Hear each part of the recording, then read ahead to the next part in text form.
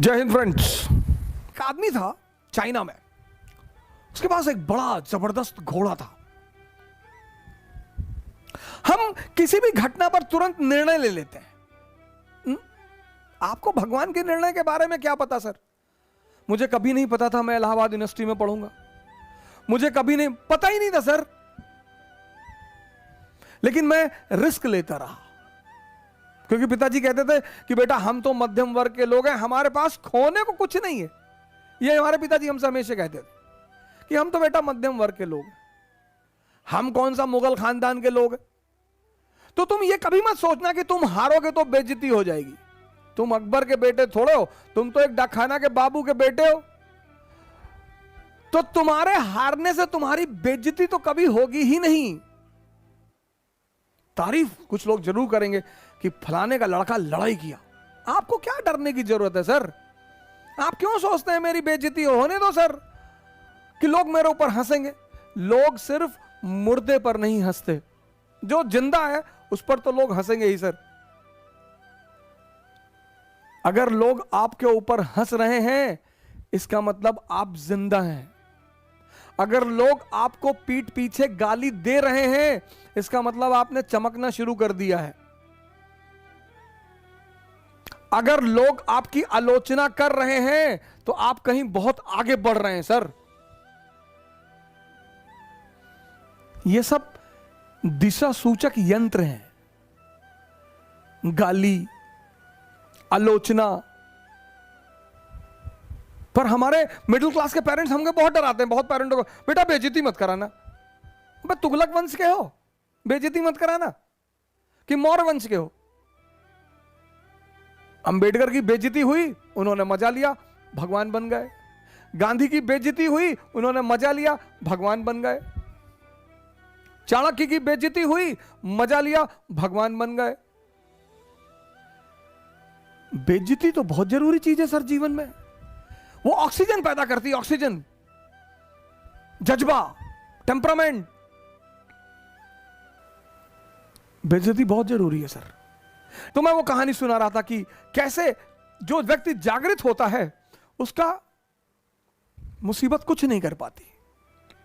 बहुत बड़ा नियम है जागृति सर, होश में रहना बहुत बड़ा नियम है।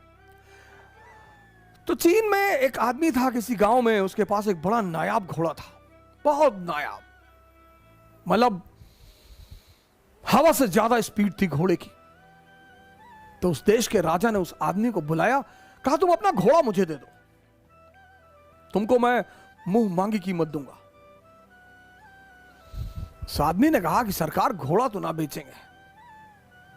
अरे लोगों ने समझाया कि पागल हो, तुम क्या करोगे घोड़े का, और इतना पैसा राजा तुमको दे रहा, बेच दो।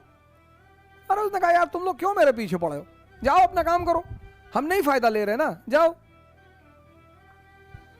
एक दिन क्या हुआ, घोड़ा भाग गया। अब जब घोड़ा भाग गया तो गांव के लोग आए, हंसने लगे, कहीं देखा हम तुमसे पहले ही कहते थे, तुम समझे नहीं रहते हमारी बात को। अरे उसने कहा बड़े भाई घटना सिर्फ इतनी है कि घोड़ा भाग गया है, बस, इसमें ज्यादा चिंता करने की बात नहीं है। वो चला गया तो चला गया, मैं क्या करूं। जी पागल हो, तुम्हारा नुकसान हो गया। बोले कोई नुकसान नहीं हुआ।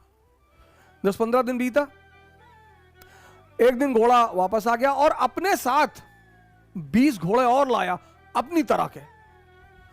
गांव वाले फिर आए, कहीं बेटा तुम बहुत चालाक आदमी हो, तुमको पता था कि कुछ कांड करने गया है ये, बड़ा बढ़िया यार, तुम तो बड़े फायदे में हो यार, पहले तो अकेले था अब तो 20 ले आया। उन्होंने कहा यार तुम लोग राय देने क्यों चले आते हो यार बार बार।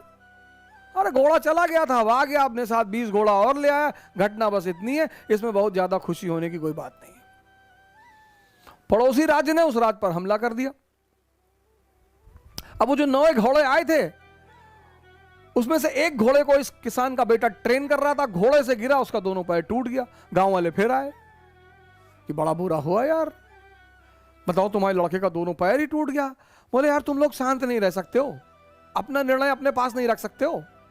ठीक है यार पैर टूट गया, देखेंगे भगवान कुछ करना चाहता होगा, अच्छी बात है, जाने दो। उसी वक्त पड़ोसी राज्य ने इस राज्य पर हमला कर दिया। गांव के जितने भी जवान लड़के थे सब सेना में बुला लिए गए। सिर्फ किसान का बेटा बचा, क्योंकि उसके पैर टूटे हुए थे। इस दुनिया में, खासकर इस देश में 95% लोग उस चीज के बारे में सोचते हैं जो उनके हाथ में है ही नहीं। क्या? फल। सर आपको पता ही नहीं कल क्या होने जा रहा है। तो जब हमें कल का पता ही नहीं तो हम आज में रहें।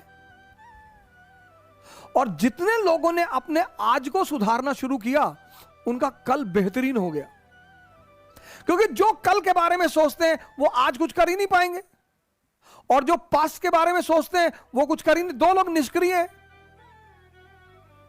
जो कल के बारे में सोचते हैं वो तो थोड़ा बहुत कुछ करेंगे भी, लेकिन जो पास्ट के बारे में सोचते हैं, हमारे पिताजी गवर्नर थे, रहे होंगे, बहुत लोगों के पिताजी गवर्नर थे। किताबें तो किसी को भी महान बना दे, बशर्ते वो आपसे बात करने लगे।